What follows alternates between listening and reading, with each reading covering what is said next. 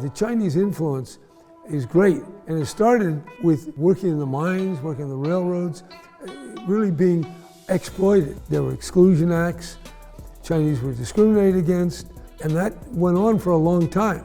When a Chinese practice is attacked, it feels like racism. You know, they're saying that we're less than human. We have a type of medicine that's been practiced in Asia for 4,000 years, yet it was not recognized by California as it should be. I was a graduate student in a prestigious university, UCLA, and I'd never heard the word, never even had the idea about acupuncture. When I was in China, there was a lot of rumors about American people are interested in acupuncture. There's acupuncture fever. But when I first came here, I don't see it. And later I realized I missed a piece of history which happened in early 1970s. And that was the so-called American acupuncture fever. And American acupuncture fever never stopped.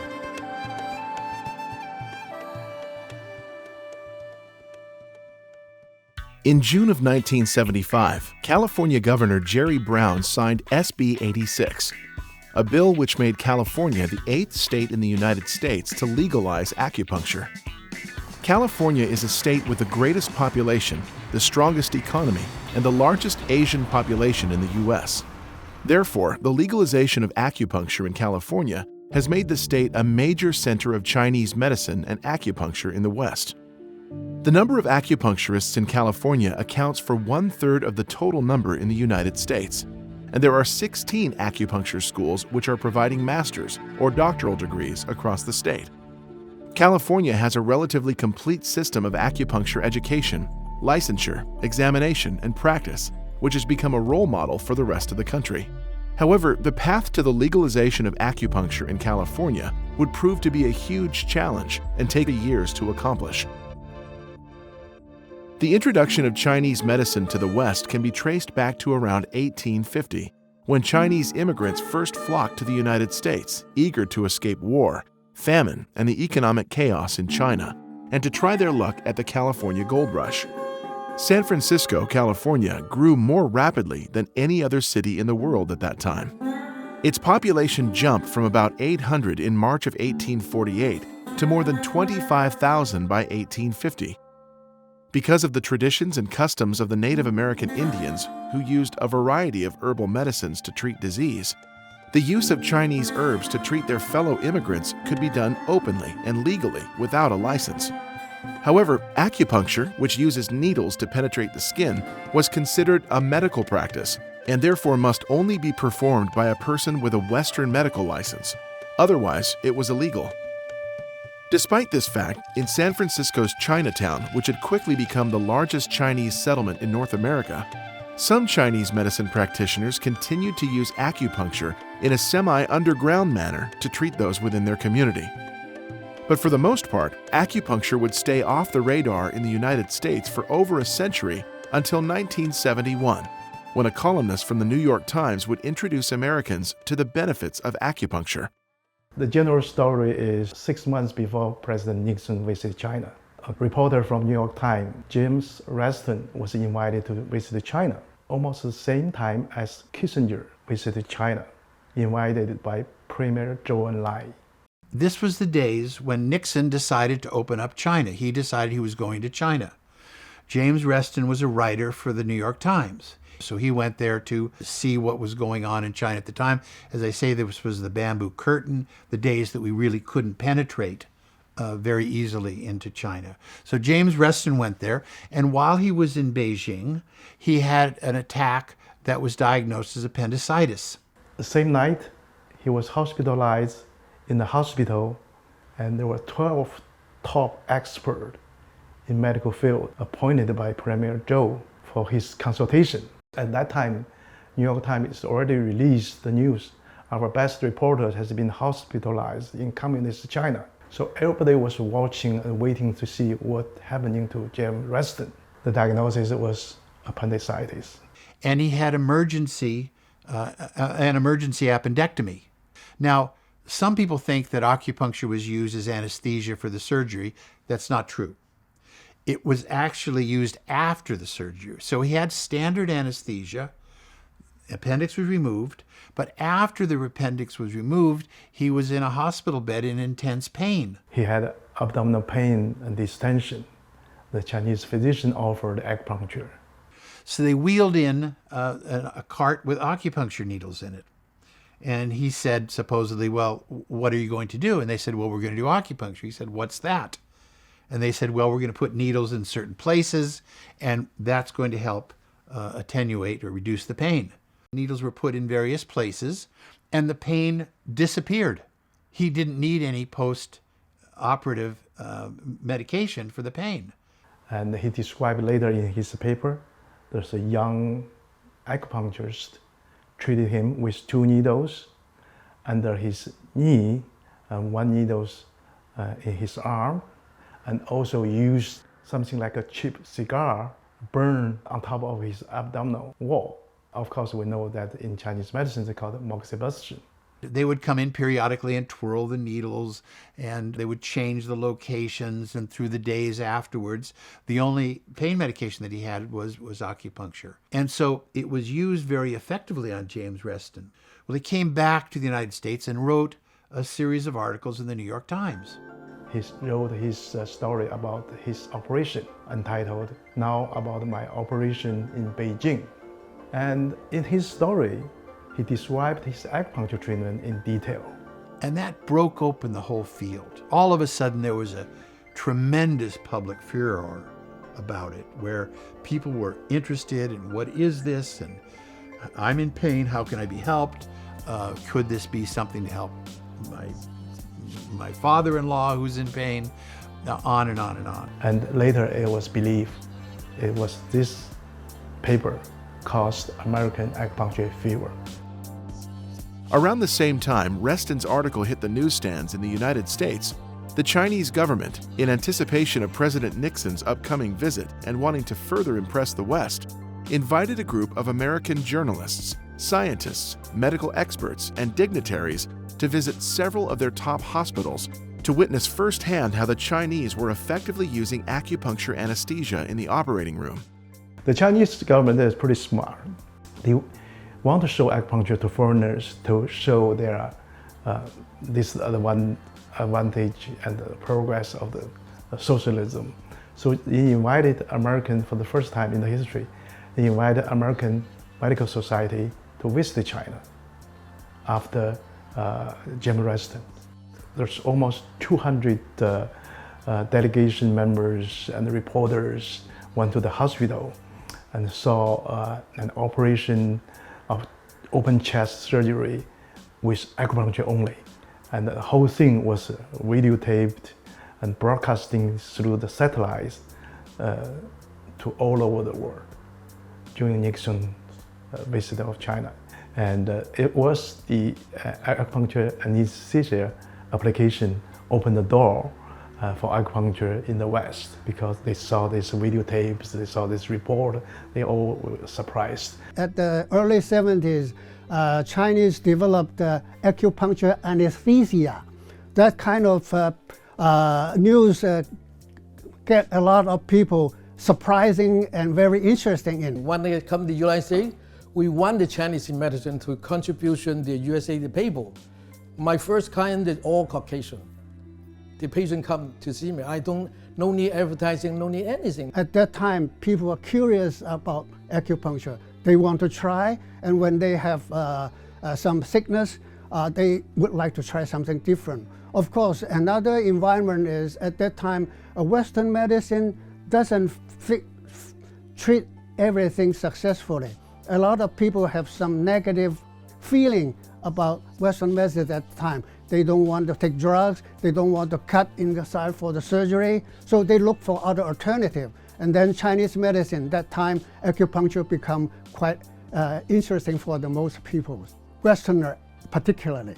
Due to the public's newfound curiosity and interest in acupuncture, the California Medical Association, or CMA, invited traditional Chinese medicine practitioners Bao Qi PN and Kok Yuan Liang to hold large-scale public acupuncture demonstrations in both San Francisco and Sacramento in the summer of 1972. At this time, most the physicians haven't no knowledge about acupuncture, never see that. So they want to see the acupuncture practice with their own eyes. The California Medical Association, CMA, decided to invite Dr. Ben Boqi, a well-known Chinese medicine doctor in San Francisco, Chinatown. Invite him to demonstrate acupuncture for the CMA. The acupuncture demonstration was held in San Francisco on May 9th, 1972. About 500 medical doctors attended the event.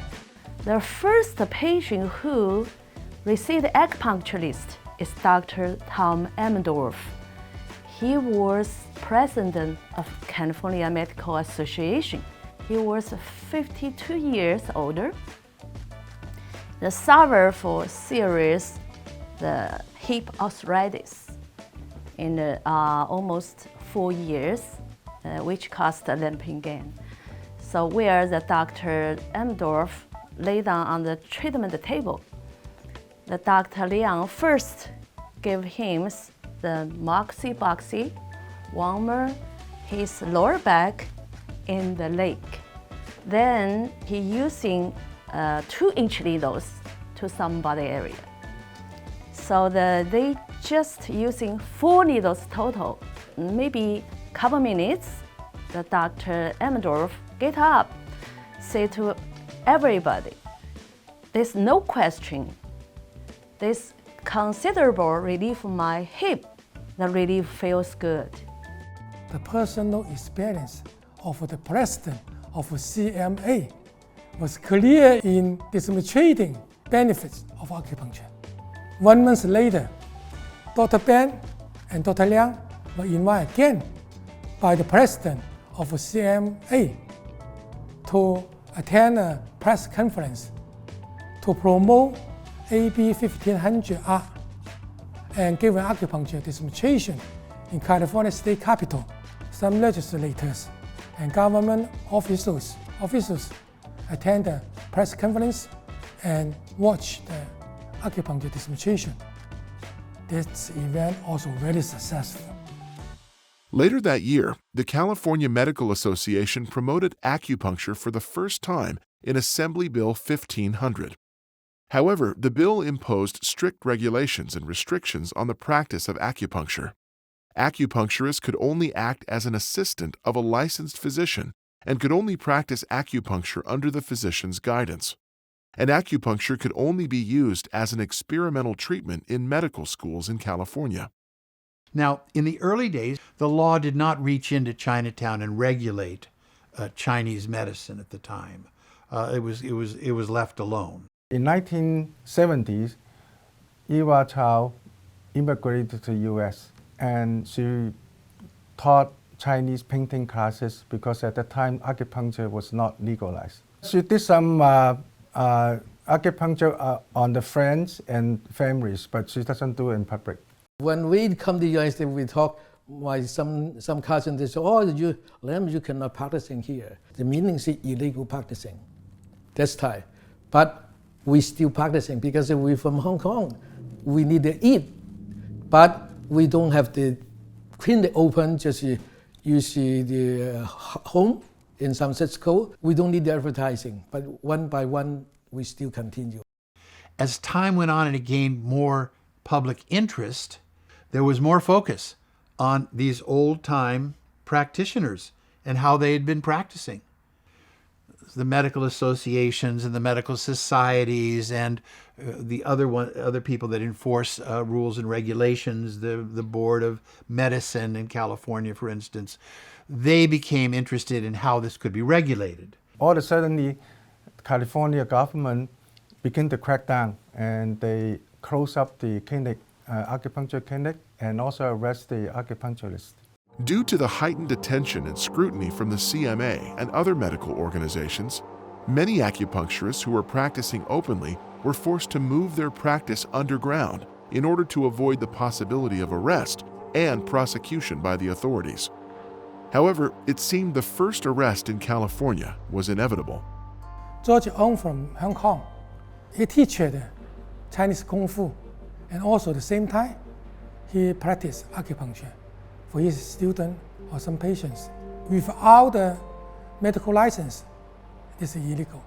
In 1972, George Long was arrested in his office in San Francisco for practicing acupuncture without license. First people in California arrested by practice acupuncture. The people all scared. They all go to underground and go to countryside or stop the practice. At that time, the acupuncturists need to survive. They need to find something. And that time, they meet attorney Arthur Grossman. He is a very famous attorney in San Francisco. They say, I not only defend my client, we need to often attack the government. My mother heard of that and convinced her husband, Dale King, a dentist and a community leader, and they mobilized the Chinese community to support George Long's trial in San Francisco. Not only they get the funding for the trial, they also mobilized the acupuncturists and their patients in assist Grossman's for the trial for George Long. Grossman defends George Long, sue Governor Donald Reagan. At that time, they used this excuse, we are not practicing medicine, something like that. They filed the 3 lawsuits to the California state government. First, represent the acupuncturists. You say acupuncture is a medical practice, but in your textbook of medical school, you don't have acupuncture. Acupuncture is survived is in China more than 5,000 years. In California, more than 150 years. It's longer than yours.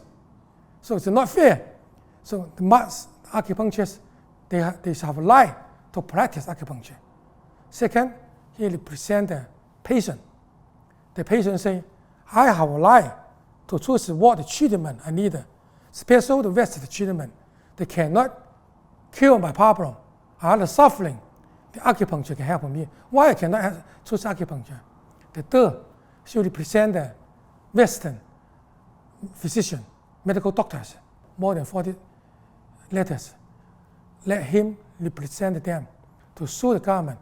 They have a right to refer the patient to the acupuncture treatment when it is necessary. He sued the government Ronald Reagan, but the later settlement, the government, don't sue them, he don't sue the government. Last one is his settlement now. Even though the case against George Long would eventually be dropped, the statewide crackdown on acupuncture would continue. In 1973, when an investigator from the Consumer Affairs Department told him that he had to stop practicing acupuncture immediately because he did not have an MD degree. In preparation for his appointment with the DA, he enlisted the services of Aubrey Grossman, the attorney. It was his idea to tell his patients that he could no longer serve them and ask them to write letters of how acupuncture helped them. And more than 500 letters came in just telling about how acupuncture had benefited them and took their pain away for many of them after many years of pain. Dear Dr. Wong, I was saddened to receive your letter telling me that you have been stopped in practicing acupuncture. I have had rheumatoid arthritis for several years, and the only thing I could do was to take pain pills. Then someone informed me of your treatment of arthritis, and I was able to get in and be treated by you. I must say I had only 5 treatments, but I cannot tell you how much they have helped me. I have been able to do things with my hands that I have not been able to do for many years. I must say that I felt life wasn't worth living. Now I have a different outlook on life. If this type of treatment can do so much good, why can't it be permitted in the state of California? My prayers will be for people like you who have interested only in the desire to bring relief to pain, suffering people like myself. He took them to Mr. Grossman, who said they were very valuable letters. And they took the letters to the district attorney in San Francisco, and he was so impressed with the letters that he quietly closed Dad's case.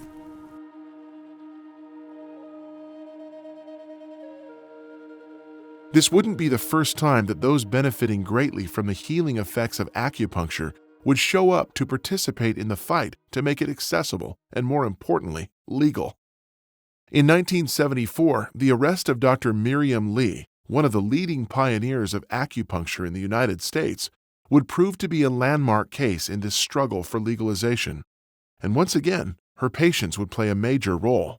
My first encounter with acupuncture was through my friend who was not Chinese, who was saying, my acupuncturist, Miriam Lee, is arrested. And I said, what are you talking about? She said, practicing without a license. This was 1973. Miriam was born December 8th of 1926 in Yantai, Shandong Province, China. Her parents moved her to Singapore when the Communist Party arrived. She moved back to Taiwan in 1966 and then graduated from acupuncture school in 1969.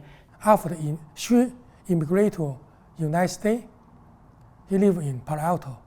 He worked for HP. She worked for Hewlett-Packard on an assembly line and started treating her fellow co-workers with acupuncture when they had a shoulder pain or a knee ache or something going on. The one young engineer, he had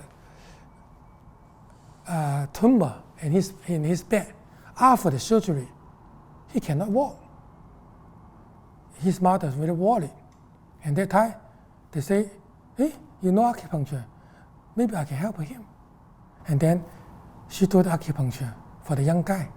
About 1 month, the young guy walked again. So amazing that one by one, more and more people find her to do acupuncture. Miriam started treating all of her co-workers, and pretty soon she quit her assembly line job and started working out of her home doing acupuncture until the lines out the door, there's a funny story about how the staircase collapsed with all the people standing on it because it was too heavy. One medical doctor, he wanted to help her, Dr. Miriam Lee, and lease a part of office to her to perform an acupuncture. And that time was very busy, from the 5 a.m. until the 4 p.m. Sometimes almost 100 people. Some people from the 400 miles drive with a car to see him. And I heard that people were just clamoring for appointments, and one of them was my friend, and she just said she's wonderful, but she's not licensed, and we don't spread the word about her. And so it was sort of I wouldn't say clandestine, but to the outside world, it would be clandestine, practicing without a license. We introduced several bills to want to legalize the acupuncture practice here, but several bills were vetoed. Even the bill passed the Congress.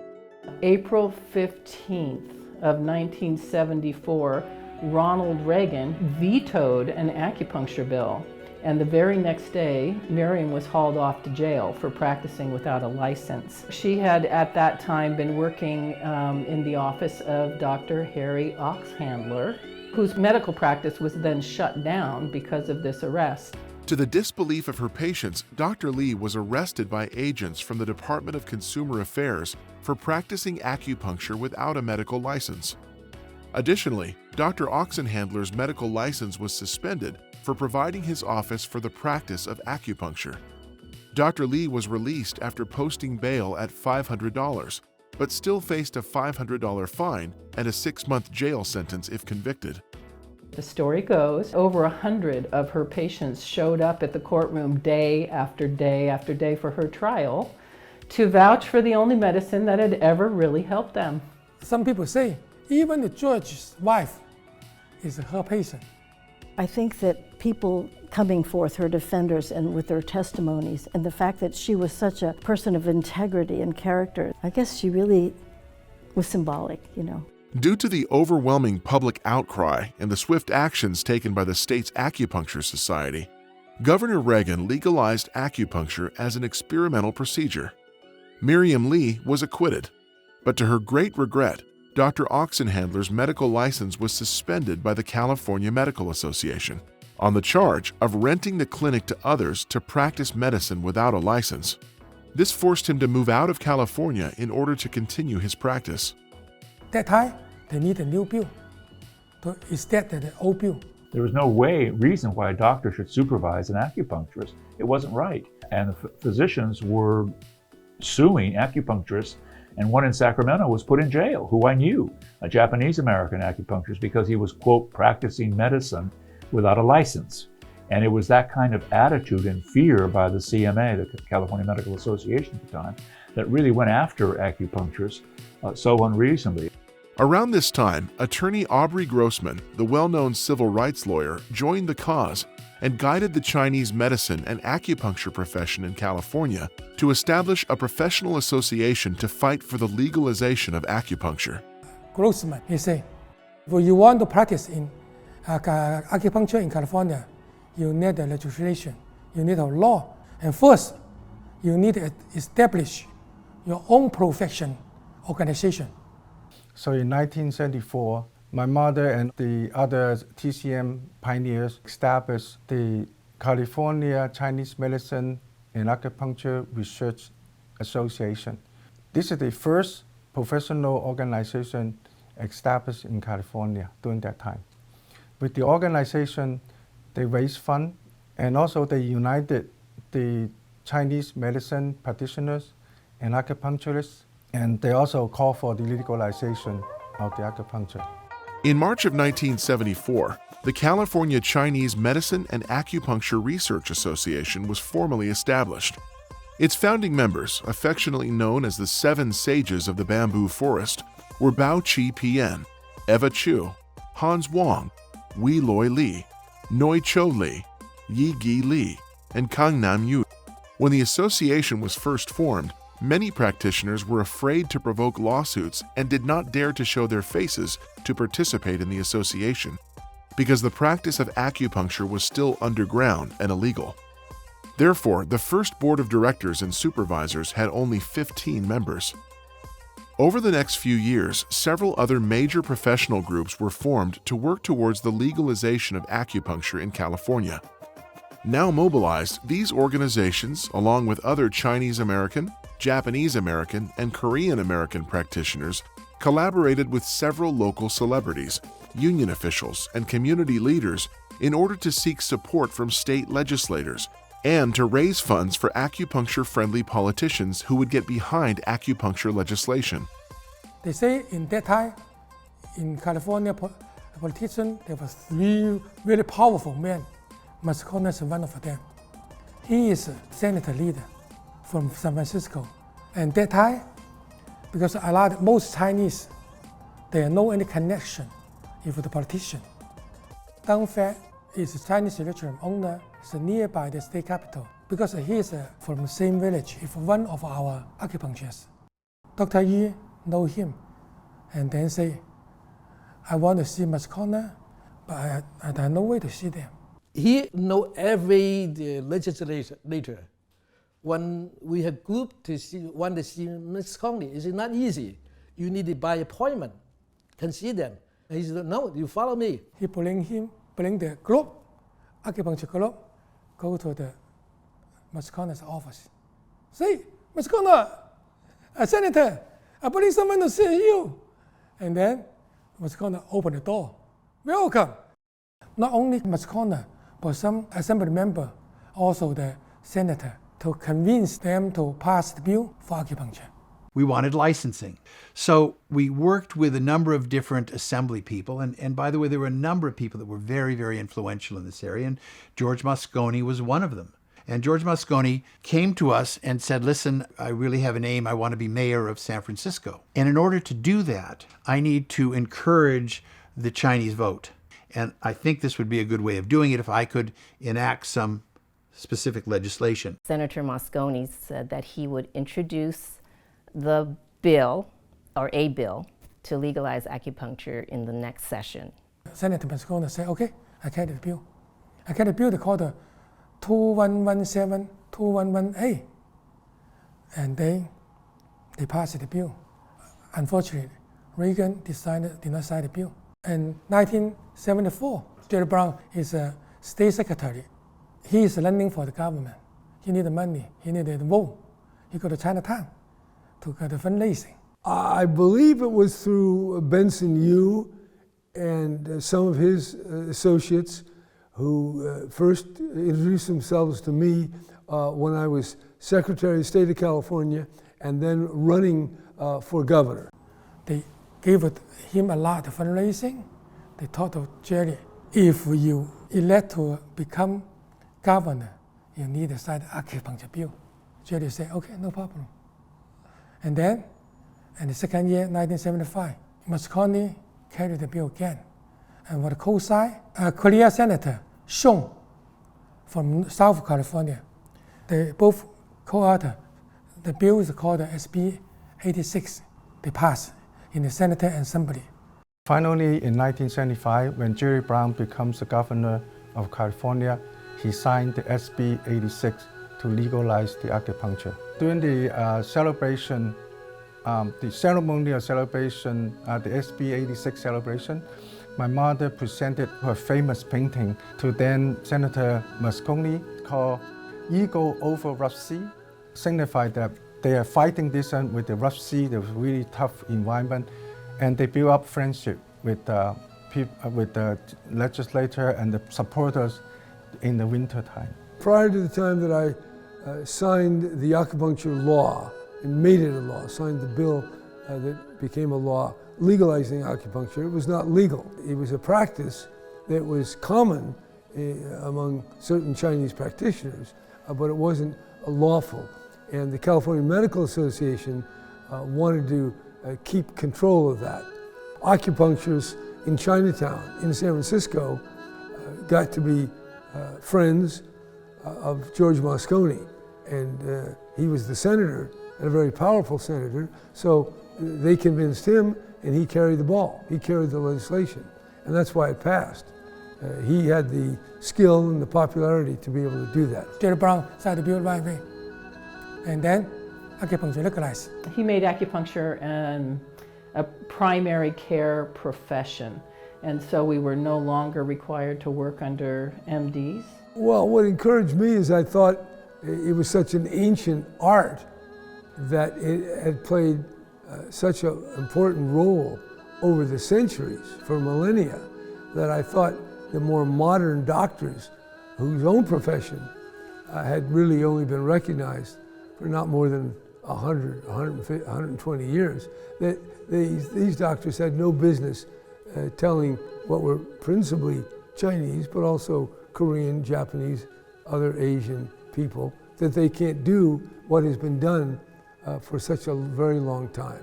But it was resisted right to the end by the California Medical Association. In fact, they wrote a letter saying to me, don't sign the bill. But I ignored the letter. So he got the first bill, it was Senate Bill 86, as I recall, that set up the advisory committee as an independent committee to set up a licensing program to license specific acupuncturists. The California Acupuncture Advisory Committee, appointed by Governor Brown, consisted of 7 members. There were 5 acupuncturists: Benson Yu, Yam Ting Sai, Sang Hyuk Chin, Ted Hayashida, and Ka-Ya Wong.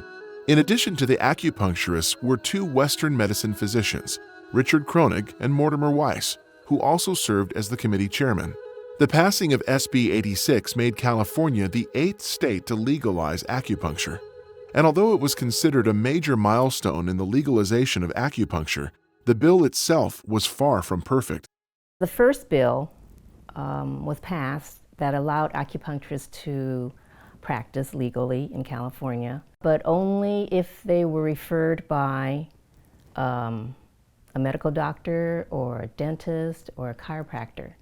They would make the diagnosis or the referral and then refer them to the acupuncturist. The second, they cannot call the Chinese medicine the only acupuncture. Medical doctors say medicine only can use by the MD. You cannot use medicine. The medicine means medical doctor. No, the doctors were ignorant. They knew exactly what they were doing. They wanted to keep their practices going. They wanted to keep their drug therapy going because, you know, even today we have problems with pharmaceutical companies and doctors and the way they recruit doctors to prescribe their drugs. So drugs were a real threat and still are to the acupuncture field because it is a direct competitor economically as well as an ability to deal with pain and the modality of the practice in a much more reasonable and sensitive manner. Our next step was to move out to what we call independent practice. And we worked with Herschel Rosenthal and we worked with Art Torres, who helped develop the next bill for the next step, which was to take away the diagnosis and referral clause. So I had done the same thing for licensed clinical social workers because the psychiatrists held a monopoly on having them get paid for just referring patients that the licensed clinical social worker could do. And the same thing was true with doctors. I also was working with Dr. Richard Kronig at UCLA, and they were performing surgeries already with acupuncture at the UCLA Medical School. So I had the evidence to show that acupuncturists could function independently, and that was the reason for that bill. In 1979, he carried the bill. They say acupuncture can independently, don't need a referral from the MD or something like that. But the bill is essentially bill. It was very difficult. It was very challenging because the doctors controlled the legislature. They really, through the Board of Medical Quality Assurance, through their own association, they've since reformed, thank God. But at that time in the 70s, they were very fearful of acupuncturists because they thought they might lose business as doctors. Anyway, Jerry Brown signed the bill.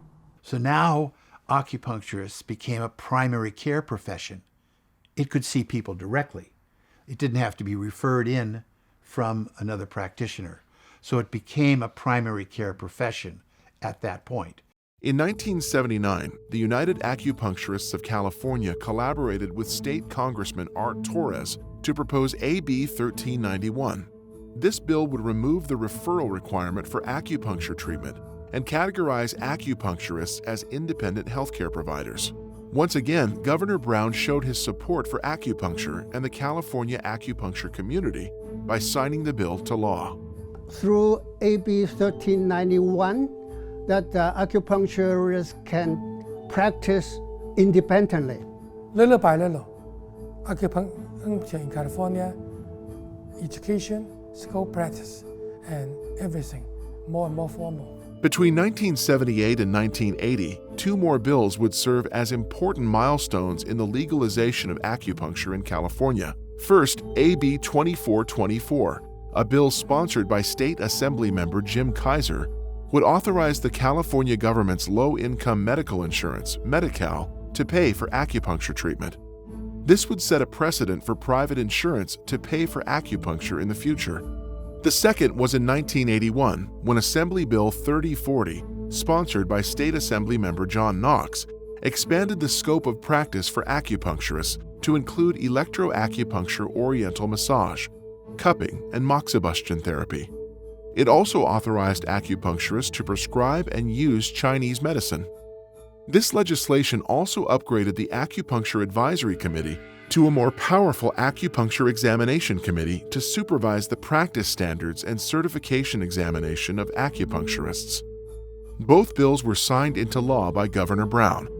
Because of his support of these bills and important contributions to the legalization of acupuncture in California, the acupuncture profession now hailed Governor Brown as the father of California acupuncture. Acupuncture community called Jerry Brown as father of acupuncture. Why?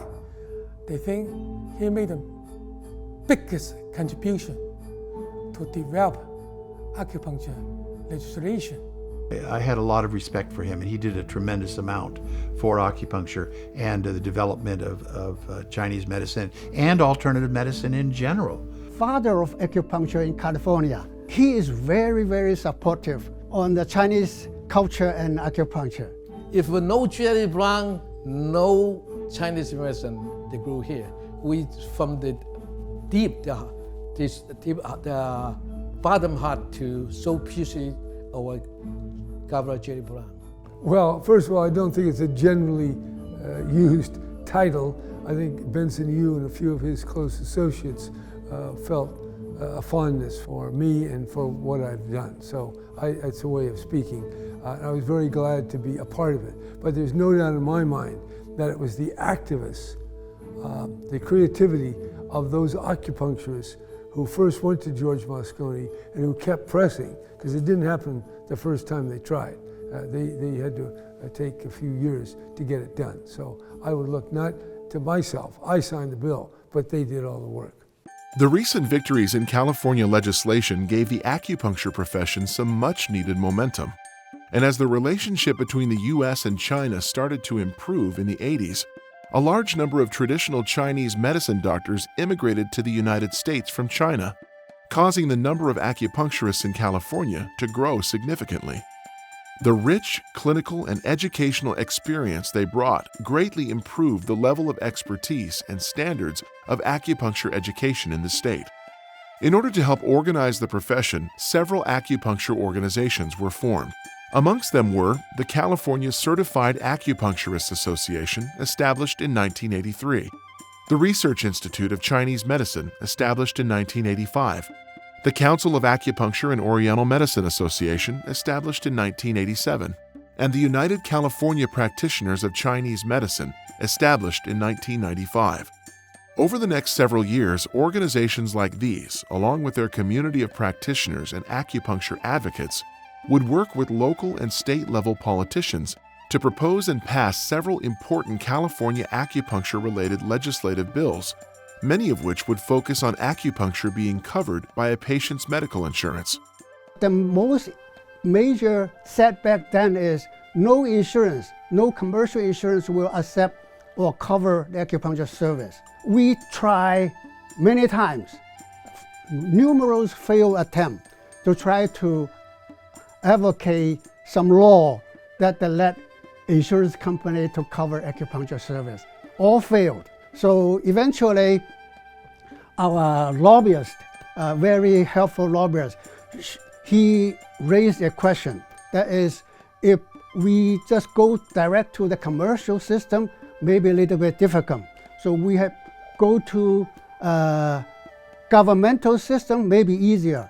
So he is recommending we look for workers' compensation system to break through this obstacle. I start to contact all the professional associations, try to get a unity. And then that time we have a Chinese acupuncturist, and then we have a Caucasian acupuncturist, and then we have a Korean acupuncturist, Japanese acupuncturist, and even Vietnamese. So we get together and try to make a unite front to deal with this situation, and then form a coalition that's called KEOMA. Then I was elected as the first term practicing then. So with this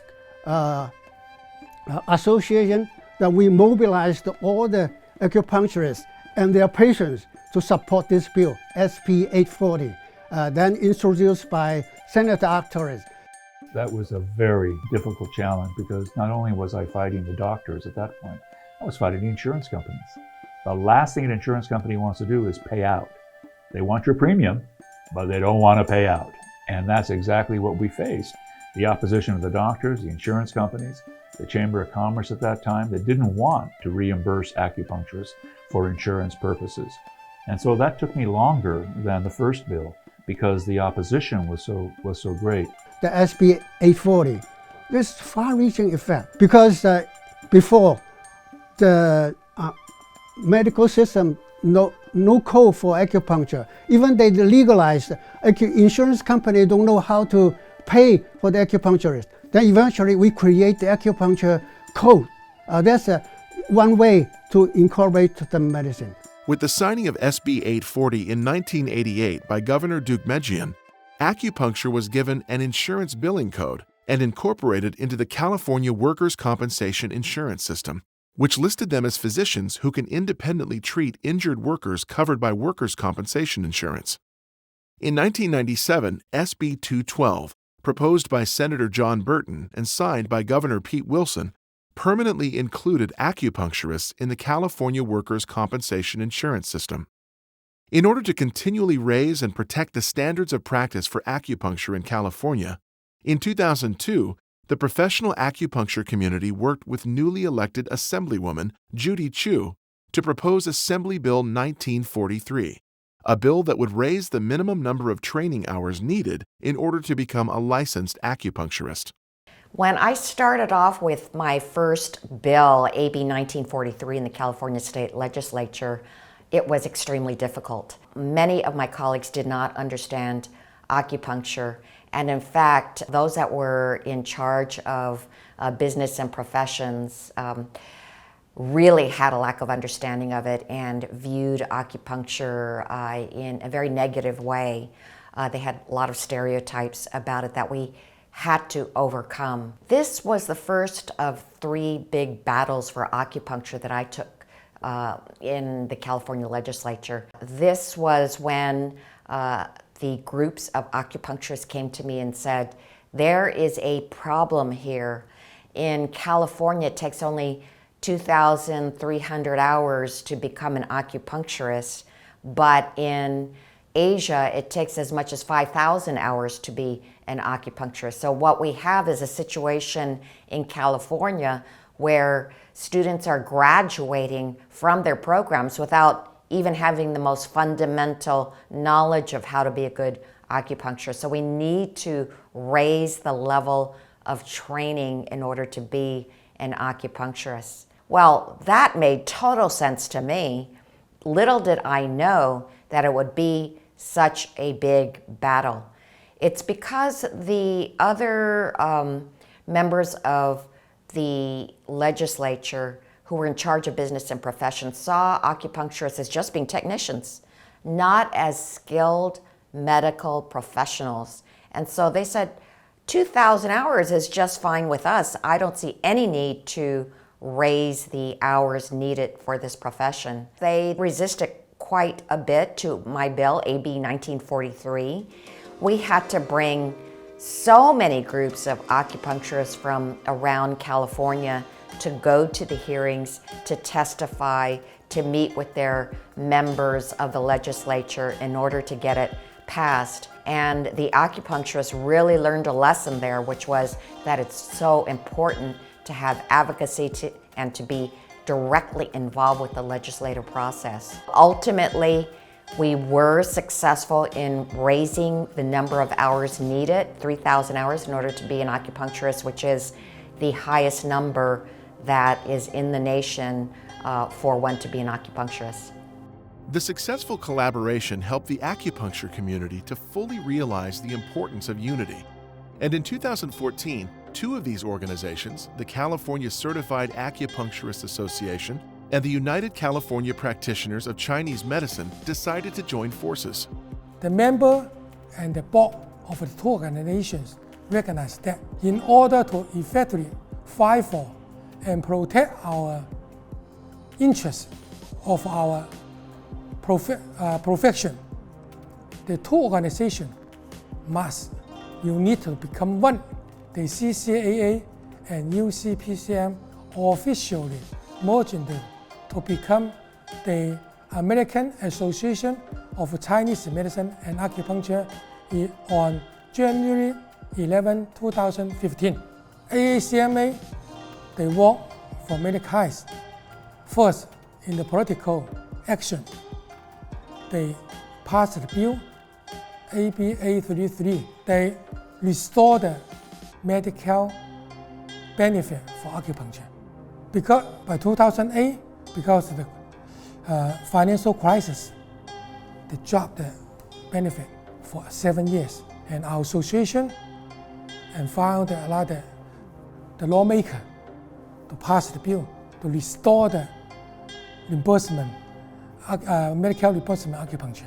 Acupuncture was previously a covered benefit under Medi-Cal, and then it was removed as a benefit, and they just posed the question, should we seek to provide it as an option under Medi-Cal for those who would benefit from it? To me, it was a no-brainer, as someone who cares about health policy, who cares about the diverse populations of our state, to make sure that they get the health care they want in the way that they want it, in the form that they want it, that it could be a benefit. Not everyone's going to choose it, but some, it's their preferred. So we proposed it. We went through the normal budget process for public input and comment and debate and dialogue and discussion, and I think people found it to be very compelling. I don't think it was it was very controversial. There was broad support for this idea that it could be an option that should be covered under Medi-Cal for those who desire and seek acupuncture and Chinese medicine services. Having worked successfully on the state level to promote and pass AB 833, restoring acupuncture coverage by the California Low-Income Medical Insurance, Medi-Cal, the AACMA would later advocate for acupuncture to be covered by the federal insurance programs, such as the Affordable Care Act and Medicare. We made great progress on the state level of California, but when I got elected to Congress, I knew that we had to do as much as we could to get acupuncture to be accepted in our federal programs. And the biggest ones we have are Medicare and our Veterans Benefit Program. When I got elected to Congress, we were right in the middle of putting the Affordable Care Act together. And one element of that was determining what would go into the essential benefits that each state would have to adopt in order to have an ACA program. We had to have a campaign to have acupuncture included as an essential benefit. In fact, we were able to mobilize the Korean and the Chinese American communities, both of which heavily access acupuncture. And altogether, they wrote 25,000 letters to the Secretary of Health and Human Services. I tell you, they've never seen so many letters in their lives, but they could see that this was very important to many, many people. And ultimately, they decided in our favor in that they would allow the states to include acupuncture as an essential benefit for any insurance program that they offer under the ACA. And California, of course, is one of those states. To Medicare is a big system. There are almost 40 million beneficiaries. After the years we work, finally, they cover acupuncture treatment for the low back pain. But unfortunately, they don't cover acupuncture. Why? Because acupuncture is not Medicare provider. So they cover acupuncture treatment provided by the MD and other Medicare providers. Now we fight for become the Medicare providers. Every year we go to state capitol, go to the government, go to the legislature. They have a thing we call the Acupuncture Day. You have the picture, introduced acupuncture history. We also free clinic for the legislator, for the government employee. The purpose of Acupuncture Day is to provide the legislator with an opportunity to learning and experience acupuncture with their first hand. So through the campaign, we help them the relief pain and serve some health problem and answer them question about acupuncture and the Chinese traditional medicine. One of the issues that I thought was very important generally in my role as a California State Legislator, specifically in my role as a member of the California State Assembly Health Committee, also a member of and the chair of the Asian Pacific Islander Legislative Caucus, to raise awareness, support different options and make sure that folks are getting the type of care that they want and that they need in the way that they desire. And part of that was educating and making people aware of acupuncture. So this was an idea that was shared with me by Dr. Sam and Dr. Weiwei to have an acupuncture day in the California State Capitol. They brought different acupuncture providers and allowed people to experience it. You know, when I would participate and visit, it was packed and it was full of energy and full of activity, and there were staff and legislators, receiving different types of acupuncture services, asking questions, learning. The outcome was exactly what we hoped for. You know, greater understanding, greater learning, greater appreciation of acupuncture as a type of service and healthcare, among many others that people could elect as they saw appropriate for them. And I think when people experienced it, touched it, felt it, heard more about it, learned more about it, there was an appreciation for it. Over the last 7 years, the AACMA continues to develop and inspire its peers across the country with accomplishments such as Acupuncture Day, being held for 5 consecutive years at the State Capitol building to promote traditional Chinese medicine and acupuncture to legislators, government officials, and employees. In March 2015, the association successfully stopped a bill allowing unlicensed personnel to administer acupuncture for detoxification purposes. The AACMA continues to hold the San Francisco International Symposium on Traditional Chinese Medicine annually. The event is now in its 10th year, and most recently, the AACMA actively responded to the COVID-19 epidemic by writing to the Vice President, members of Congress, and government officials at all levels to recommend the inclusion of traditional Chinese medicine and acupuncture in the prevention and treatment of COVID-19 across the entire country. The AACMA published COVID-19 related practice guidelines for members and other licensed acupuncturists and donated funds, PPE, and Chinese herbal products to the frontline medical personnel battling the virus in the United States and China. It has been well over a century since acupuncture and traditional Chinese medicine was first introduced to the United States, and with the help of acupuncture, early community practitioner and political advocates, along with associations such as the American Association of Chinese Medicine and Acupuncture, this 2,500-year-old practice has finally found its way into modern-day America. When acupuncture was considered a legal practice, something legal, and people could set up their sign, acupuncturist, it became, I just remember it just become accepted. And then more and more it became an established institution. From the legalization in the 70s, almost half a century by now, I can see the whole course, development of our profession is quite steady. As a matter of fact, that I can see that this ancient Chinese medical treatment is gradually incorporated into American healthcare system. That's quite fascinating. People say, why has it taken so long? It really hasn't taken that long. We went from never having heard the word acupuncture, finally Reston goes to China, and then barely 20 years later, we're licensed in almost every state. It's a miracle, really, when you look at it. Some that's sticking in needles all over the place. Western medicine is going to allow this, and the medical boards and the state legislatures, and they're going to, well, it's now licensed in nearly every state. It's really been a miracle what we accomplished when you look at it from that point of view. I was get my license in 1988. My number is 3,000. Now the number is 20,000. I think the percentage almost same like China. Almost same like China. So now, more and more people trust and like acupuncture. I still use acupuncture for pain situations, for back, or in this case, I just had my second knee replaced. So before that, I was taking a lot of acupuncture to deal with the pain.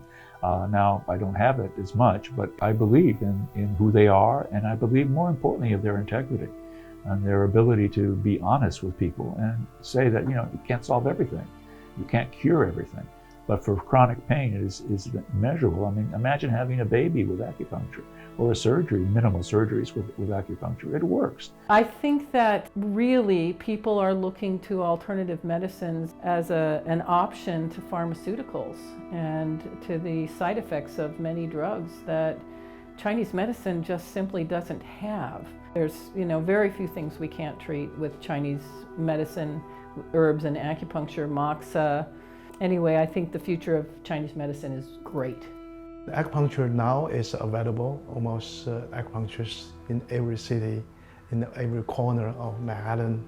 In terms of what is the future of acupuncture in America, I agree with Steinberger's judgment.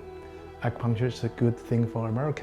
These people, with their philosophy and their tradition and their skill, have made a real impact on California and made a real impact on America. Almost inconceivable if you were trying to think 50 years, where would we be today? This is just a fact that acupuncture has a respected position where it was esoteric and certainly marginal 50 years ago. It's been a triumph. It's great history, something we're proud of. We want to preserve the memories, keep the record of future research, let people know how acupuncture evolved in California, because it's very important to let people know the history, because without history we have no future.